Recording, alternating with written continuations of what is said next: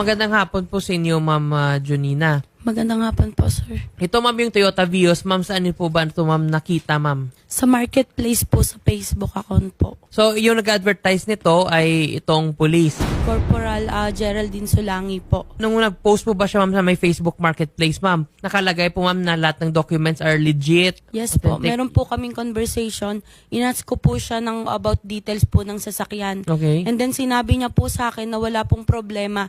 Yung sasakyan po, complete papers po. And then, for transferring na lang po yung sasakyan. And then, after po ng pagpunta ko po doon, sabi niya, tsahin niya po yung first owner, which is wrong po.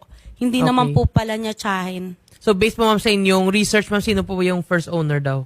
Teacher na nakatira po sa Lubao, Pampanga po. Okay. Na hindi rin po talaga siya totally kakilala at hindi rin daw po siya nakatransaction po. Ma'am, paano niyo po nalaman na itong mga papers na to peke? After 6 months po, September 5, may nagpunta po sa amin na East West Bank and sinabi na peki po yung hawak kong papel and tampered po yon, and then falsification of documents po kasi nga po nasa kanila po yung original papers po ng sasakyan po. So, meaning hindi pa bayad, Ma'am? Yes, hindi pa po bayad. May utang pa po siya na 800,000 sa bangko po.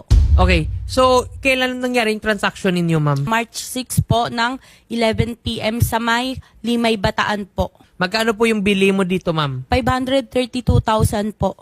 Tapos, Ma'am, nung ando na sa'yo yung custody ng sasakyan, Ma'am, niregister nyo sa LTO.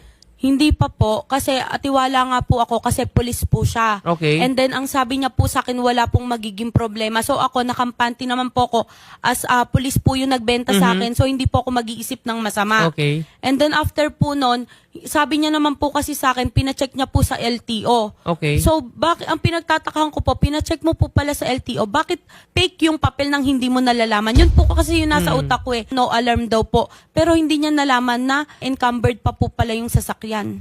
So, bali, Ma'am, currently, Ma'am, yung sasakyan, sana po ba? Ngayon po, sinurrender ko po siya kasi nung nakaraang linggo po, nung last month po, nagkakagulo po, gusto niya pong ipasurrender ko sa may Angeles City.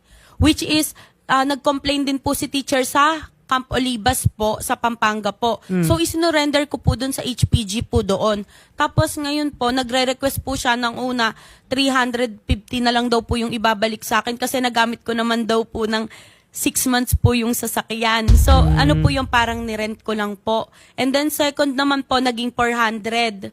Hanggat sa naging 450 and then naging 500 po. And then ang sabi niya po sa akin, after mag 500 is, kailangan ibalik ko daw po